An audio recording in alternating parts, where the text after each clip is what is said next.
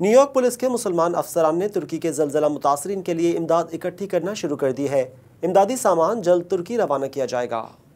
ترکی میں قیامت خیز زلزلے میں جاں بحق افراد کے لواحقین اور زخمیوں بے گھر افراد کی مدد کے لیے نیو یارک پولیس کی مسلم آفیسر سوسائٹی نے کمر کس لی ہے۔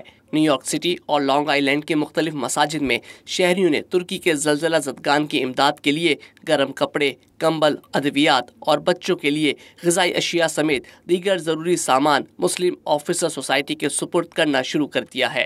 MOS کے ممبران Islamic Center of Long Island پہنچے تو وہاں مسجد کے صدر حبیب احمد اور دیگر بورڈ ممبران نے پولیس کے ٹرک میں امدادی سامان کی لوڈنگ میں بھرپور حصہ لیا۔ نیو یارک پولیس کے افسران اور MOS کے ممبران شہر کی مختلف مساجد سے رضاکارانہ طور پر یہ امدادی سامان اکٹھا کر کے NYPD کے مرکزی ویئر ہاؤس میں پہنچا رہے ہیں، جہاں سے آئندہ چند روز میں یہ امداد کنٹینرز میں منتقل کر کے ترکی کے زلزلہ متاثرین کو بھجوائی جائے گی۔